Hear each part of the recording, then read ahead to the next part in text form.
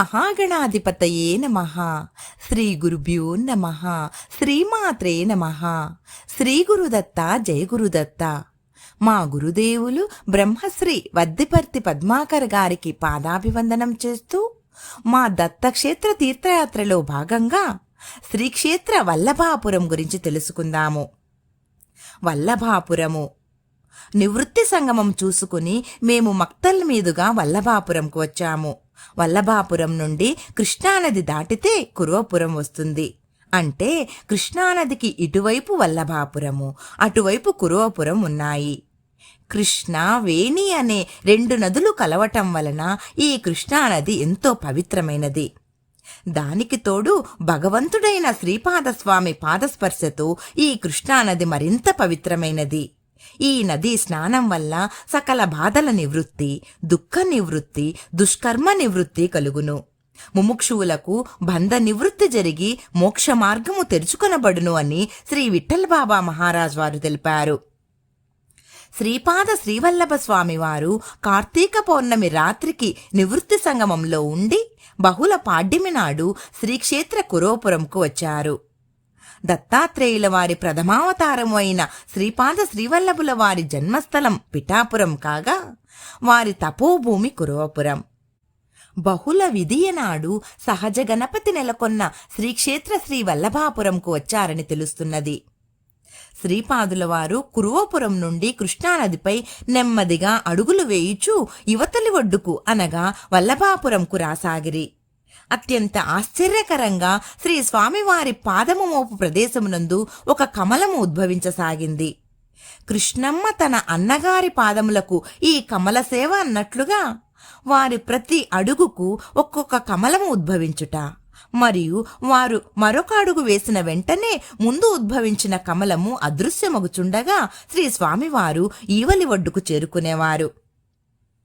శ్రీపాదుల వారు నిత్యానుష్ఠానమును ముగించుకుని ఒడ్డుకు చేరి నిలబడి నలుదిశలా చూచుచూ ఏవో సైగలు చేసి ఆకాశం వంక ఒకసారి, భూమి వంక ఒకసారి చూచి చిరునవ్వుతో తల ఊపుతూ ముందుకు నడుస్తూ ఒక రావి చెట్టును చూసిరి. శ్రీ స్వామి ఆ ప్రదేశమంతటను కలియజూచి కూర్చునుటకు అనువుగా ఉన్న బండను వీక్షించగా అది శ్రీ స్వామివారి సంకల్పాన్ని అనుసరించి రావి చెట్టు నీడకు చేరింది. వారి మనోభావాన్ని అనుసరించి వ్యాఘ్రాచనము ఆ రాతిబండపైకి చేరగా వారు దానిపై ఆసీనులయ్యారు. అంతలో అచటగల విషనాగులు, క్రూరమృగములు, సాధన చేయు యోగులు, మహాత్ములు, ఋషులు, మునులు, సిద్ధులు శ్రీ స్వామివారి సన్నిధానమునకు చేరుకొనిరి. శ్రీ స్వామివారు ముందుగా అచటకు చేరిన క్రూరమృగములను, విషనాగులను చూచి వాటితో, మీరు నా దర్శనమునకు గుప్తంగా రండి. ఈ విధముగా వచ్చిన ఎడల నా కార్యక్రమమునకు ఆటంకం కలుగుతుంది. మీరు ఇచ్చటకు వచ్చిన వారలకు ఎటువంటి అసౌకర్యము కలిగించరాదు అని ఆజ్ఞనిచ్చిరి. అటులనే అచటకు చేరిన మహాత్ములతో, మీరు మీ సాధనను కొనసాగించండి, మీకు సకల శుభములు చేకూరుతాయి, సద్గురుని అనుగ్రహం ఎల్లవేళలా మీకు ఉంటుంది అని అన్నారు. ఇప్పుడు ఆ స్థలములో పెద్ద మందిరం వెలిసింది. ఆ గుడిలో మాకు ఇలా బోర్డు కనిపించింది: జై గురుదేవ దత్త, పీఠంలోని దేవతలను దర్శించు విధానము.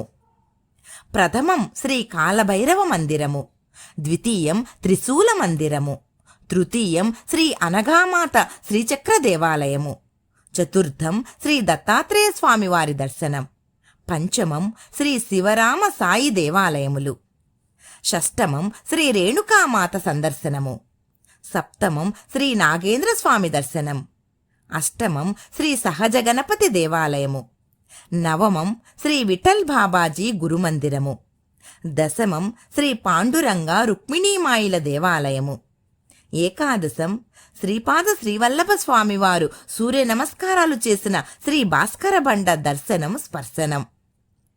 ఈ పద్ధతిలోనే మేము దర్శించుకుంటిమి. ఇది కాలభైరవ మందిరం. కాలభైరవ స్వామి కొలువై ఉన్నారు. ఇచ్చట మేము కాలభైరవాష్టకం చదువుకున్నాము. ఇది త్రిశూల మందిరం. దత్తాత్రేయ స్వామి వారు ఉన్నారు. ఇచ్చట త్రిశూలము మరియు త్రిశూలము గల శిల ఉన్నది. తర్వాత శ్రీచక్ర సహిత శ్రీ అనఘామాత దర్శనం చేసుకున్నాము. అనంతరం శ్రీ దత్తాత్రేయ స్వామి వారి దర్శనం చేసుకున్నాము. తర్వాత శివాలయం, సీతారామ లక్ష్మణ సహిత హనుమాన్ వారిని, సాయిబాబా వారిని దర్శించుకున్నాము. అనంతరం రేణుకామాతను దర్శించుకున్నాము. గుడి బయట నాగేంద్ర స్వామిని దర్శించుకుంటుమి. తర్వాత సహజ గణపతిని దర్శించుకున్నాము. సహజ గణపతి ఇచట స్వయంభూగా వెలిశారు. శ్రీపాదుల వారు శ్రీ గణేశుల వారిని ఇచటనే కలిశారు. అనంతరం శ్రీ విఠల్ బాబాజీ గురుమందిరమునకు వెళ్లి అచట బాబాజీ వారిని, వారి సమాధి మందిరమును, వారి పాదుకలను దర్శించుకున్నాము. తర్వాత శ్రీ పాండురంగ రుక్మిణీమాయిలను దర్శించుకున్నాము. చివరగా శ్రీపాద శ్రీ వల్లభ స్వామి వారు సూర్య నమస్కారాలు చేసుకునే భాస్కర బండను దర్శించి స్పర్శించి నమస్కరించుకున్నాము. ఈ భాస్కర బండగల నదీ తీరము ప్రకృతి అందాలతో, పక్షుల కిలకిల రావాల ప్రతిధ్వనులతో ఎంతో ఆహ్లాదకరంగా ఉంది. ఆ రోజు గురువారం సాయంత్రం స్వామివారికి పల్లకీ సేవ ఘనంగా జరిగింది. అర్చకుల మధురమైన భక్తి గీతాలతో, భజన బృందం వారిచే మంగళ వాయిద్యాల మధ్య వింజామరల సేవతో వైభవంగా పల్లకీ సేవ జరిగింది. పల్లకీ సేవలో పాల్గొనడం మా అదృష్టంగా భావించాము. ఈ శ్రీక్షేత్ర శ్రీ వల్లభాపురంలోనే శ్రీపాదస్వామి అంబిక అనే ఒక కుపుత్రవతి అయిన బ్రాహ్మణ స్త్రీ చేత శివపూజ యావత్ జీవితము చేయించి మరుజన్మలో ఆమె గర్భాన తామే అవతరించ సంకల్పించాడు. ఇచ్చటే శ్రీపాదస్వామివారు అంబిక కుమారుడైన ఆంజనేయ శర్మ అనే ఒక మూఢుడైన బ్రాహ్మణ బాలుడిని వేదాంగ పారంగతుణ్ణి చేసి అతని ఆత్మహత్యా ప్రయత్నం మాన్పించిన లీల జరిగింది. నిత్యం స్వామివారి ఆశ్రమ ప్రాంగణమంతా శుభ్రంగా చిమ్మి నీళ్లు చల్లి స్వామివారికి సేవ చేసుకునే రజకుడిని రాజుగా చేసిన లీల ఈ వల్లభాపురంలోనే జరిగింది. వల్లభేశుడు అనే వర్తకుని ప్రాణాలు తిరిగి తెప్పించిన వృత్తాంతం జరిగిన ప్రదేశమైన మంథన్ గౌడే నేటి వల్లభాపురము. పంచదేవ పహాడ్ పేరుకు తగ్గట్టుగా 5 మంది దేవతామూర్తులు కొలువై ఉన్న పురాణ ప్రసిద్ధ క్షేత్రం ఈ పంచదేవ పహాడ్. ఇచ్చట 5 మంది దేవతామూర్తులు వరుసగా రుక్మిణీ సహిత పాండురంగ స్వామి, శ్రీ లక్ష్మీ నరసింహస్వామి, ఆంజనేయ స్వామి, రాఘవేంద్ర స్వామి మరియు విఘ్నేశ్వరుడు. ఈ పంచదేవ పహాడ్ వల్లభాపుర స్వామి వారి గుడికి 1 కిలోమీటర్ దూరంలో ఉంది. ఇచ్చట నిరంతరం అనగా 24 గంటలు శ్రీపాదస్వామి వారి నామస్మరణ మరియు హోమం జరుగుతూ ఉంటుంది. కొన్ని సంవత్సరాలుగా ఇలా జరుగుతూనే ఉంది. మనం కూడా ఈ కార్యక్రమంలో పాల్గొనవచ్చు. దిగంబరా దిగంబర శ్రీపాదవల్లభ దిగంబర, బ్రహ్మ విష్ణు మహేశ్వర శ్రీపాదవల్లభ దిగంబర అనే నామస్మరణతో ఆ పరిసర ప్రాంతాలు మార్మ్రోగుతూ ఉన్నాయి. శ్రీపాద శ్రీవల్లభుల వారు తరచుగా ఇక్కడే వారి దర్బార్ను జరిపినట్లు ఆధారాల ద్వారా తెలుస్తోంది. ఇచ్చటగల గుడిలో మధ్యలో శ్రీ దత్తాత్రేయ స్వామివారు, ఇరువైపులా శ్రీపాద శ్రీవల్లభులు, నృసింహ సరస్వతి స్వామివారు కొలువై ఉన్నారు. ఇచ్చట యాత్రికులు బస చేయుటకు వసతి కూడా కలదు.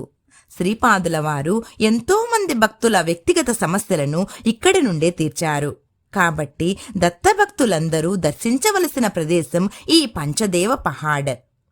దిగంబరా దిగంబర శ్రీపాదవల్లభ దిగంబర, దిగంబరా దిగంబర అవధూత చింతన దిగంబర.